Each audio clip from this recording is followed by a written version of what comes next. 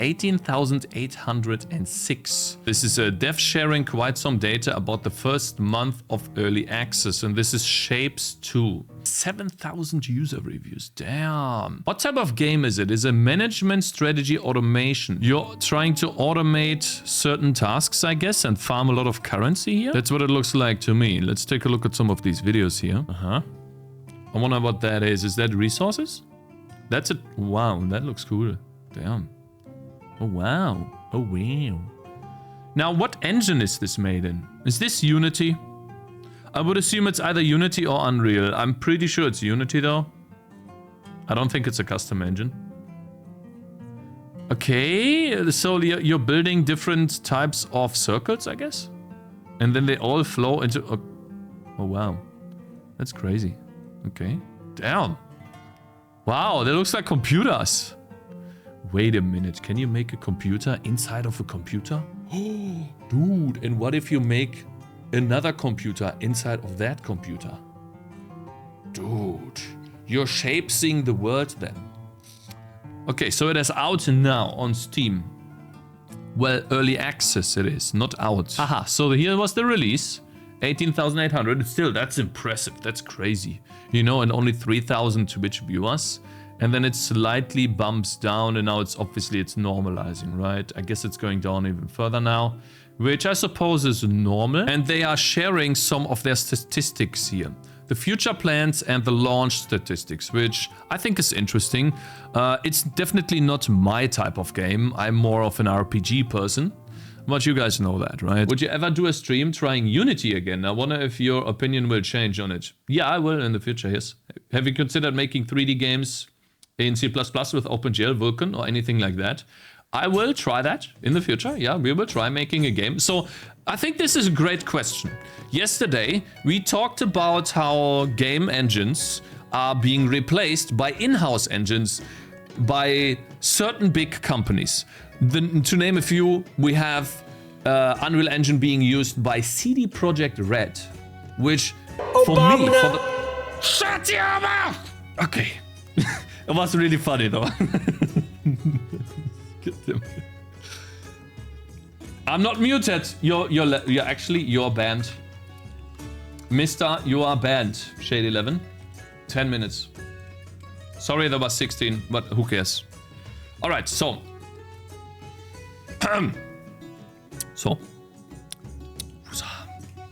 Essentially, I was surprised by CD Projekt Red because for me, they were the #1 players when it came to making a game engine yourself. And for me, I always looked up to them as these gods in the sky, where this is where the game engine gods live. And if I can ascend just close to their level, maybe I have the chance to work for them. That's how I saw them. Because they made Witcher 3 and it looked incredible. It played incredible. I don't know, I didn't really experience any bugs or many bugs. Like, I know there were bugs. I didn't experience many, and I was blown away by the game. It was insane. And, you know, I watched a bunch of talks from them, GDC talks, you know, to pep me up. It's like, man, I'm so smart. But yeah, and then obviously another big one for me was Elder Scrolls 6 being developed in Unreal Engine. And, you know, I started to think maybe it's better to use an engine and you can be faster. Yes, you can. However, this is the however part. We have 1 gigachat left, a couple of gigachats left. Mr. From Software. So From Software is using the Dandelion, it sounds more like Dandelion, a proprietary engine developed by From Software. And why am I saying this? Because if we take a look at From Software and their releases, it's crazy how many games they release. I mean, we could start here, but I think it's best if we start with Dark Souls. There we go. We have Dark Souls 2011, and this is using their own engine. Then we have Dark Souls 2 using their own engine as well. And you can see here what they target, right? PlayStation 3, Xbox, and Windows. PlayStation 3, Xbox, and Windows.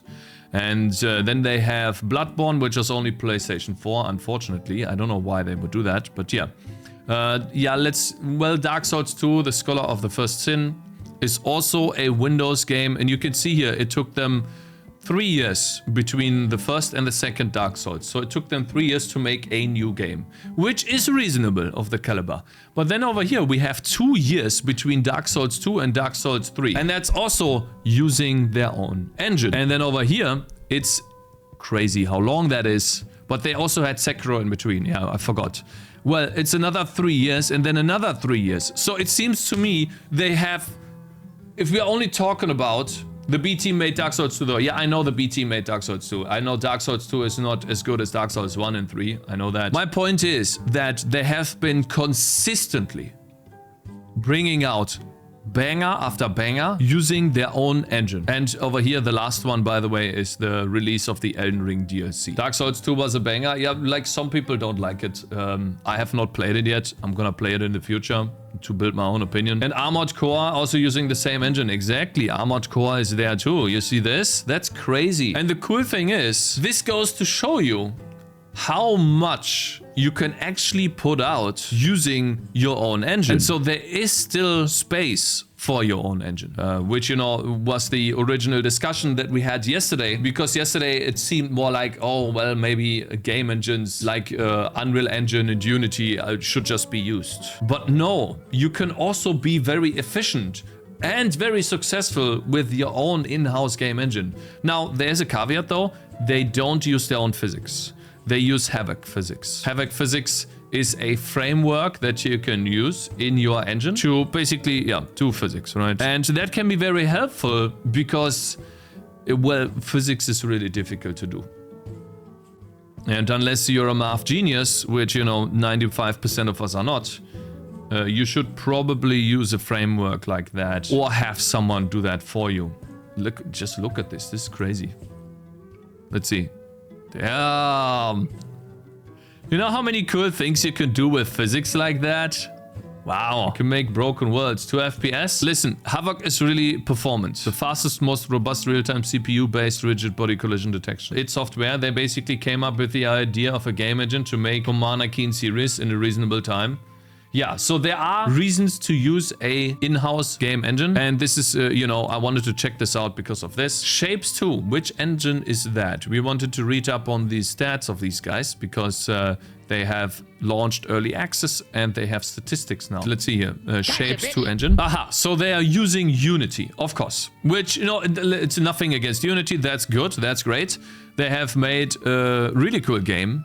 Which, you know, we took a look at this earlier. They had 18,800 players on release. Oh, hello, Ramis. Mr. Good morning, sir. Okay, so anyways, they are sharing some of their information, which might be useful for us game developers. Let's see here. Shapez 2 launch statistics and future plans. Hello, everyone. The early access launch of Shapez 2 went exceedingly well. So to celebrate the first month, we thought it would be fun to share some stats and share what we are already working on behind the scenes. So hopefully they share some money, you know, not like with me would be cool, but how much they earned. Excuse me. PS, be sure to also check out the new content at the bottom of this post. Early access launch statistics. Sales. Ah, there we go. What the fuck? Bro. Wait a minute. We need a calculator.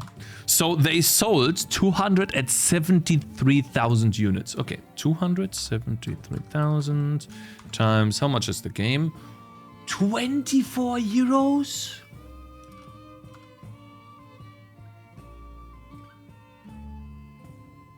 Yeah. They're getting paid. Yeah, true. That's in 1 month, by the way. You missed a zero? That's 24 cents. I'm a fucking idiot. Of course. I missed 2 zeros, actually. Yeah, sorry about that. Times 200. Wait. No, that's 24 euros. You guys are... Wait, I missed a zero? Wait, am I stupid? Aha, yes. Sorry, no, sorry. Anyway, so they made quite a bit of money. Yeah, they made millions. Yeah, so that's good. That's really good. That's 1 month, by the way. Crazy. Okay, so how do they sell so much? I need to make these types of games. Okay, let's see. Within the first month. So they are millionaires already. Cool. Compared to our projection of 90,000 units, we were completely overwhelmed and surprised by the response and success of the game. Imagine seeing the line go up and up and up. Yeah, true. That's crazy, right? So, man, they had a wonderful time at the office on launch month. Yeah, they probably had. Yeah. How big is the team, though? Yeah, that's the big question as well. Shopper Games. 1, 2, 3, 4, 5, 6, 7. 7 people, it looks like to me. We are currently 8 people. Oh, the person taking the picture is not there, of course. He's not in the image. I mean, you could have asked someone to take the picture, but okay. I see. So 8 people. Good. You know, 1 more month and every one of them is a millionaire, by the way. Cool. Now, obviously, you still have to deduct taxes, but yeah. All right, let's see. Putting this into context, with all games released in the past 3 years on Steam that are tagged as automation, removing the non-factory related games and use the preview count as an indicator of copies sold, this means Shapez 2 already surpassed all factory games released within the past 3 years. Okay, at this point, they're just bolstering, you know. What is this called, guys? Angeben in English? They're bragging, yeah. I mean, kind of bragging rights, but bro, no, they're bragging. Okay, within just a month. Ah, yeah? It has the highest review score of those with 98.5 positive reviews. Is that correct? Wow, 98%. People really love this game. Damn. We are automation game fans ourselves and really enjoy those amazing games. This really feels a bit surreal. So this, by the way, this right here is really important because you can only make a good game in a certain genre if you actually like that genre yourself. And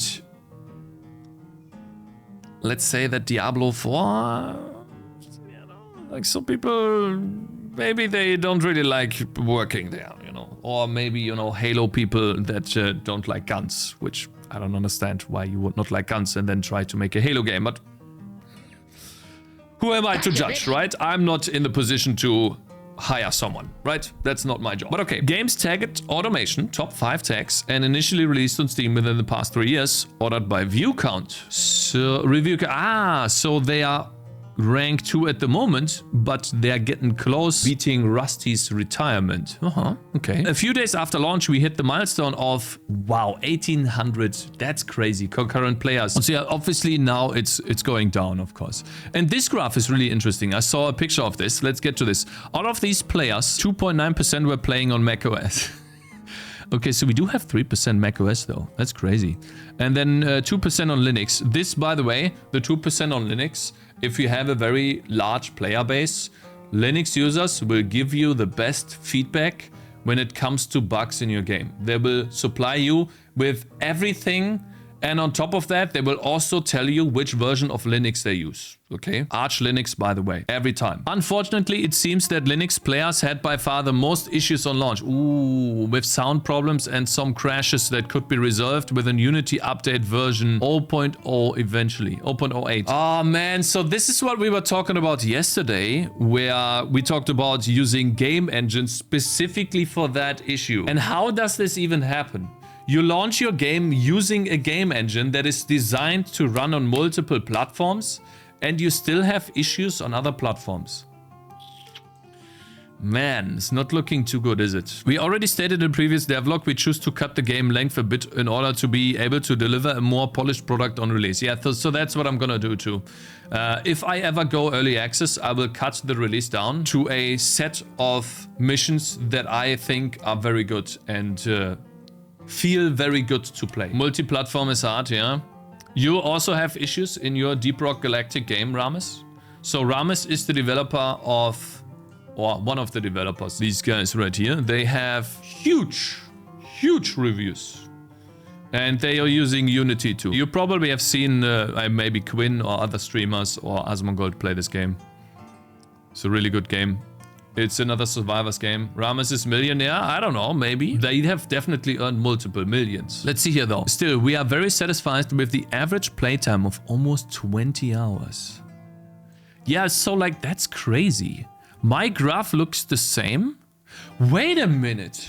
Wait a minute. Guys, I think my game is saved. So Cakez, I have a demo version on Steam. And that demo version gets playtime every single day. If we click here, the demo version, it gives us the same stats that these guys have. When we click on median time played, this one's important one. We can see here that I have 19 people playing for 200 plus minutes. This is bad, right? I need to reduce this to about less than half, but it looks like this curve right here is a reasonable curve. So if I manage to get my curve down to be about the number 1 is half of number 2, which in my case right now, my number 1 is, I don't know, 5 times number 2. If I'm able to get this down that much, then there will be some players that push this playtime up because they play for so long. Your game sucks. It's literally the reverse.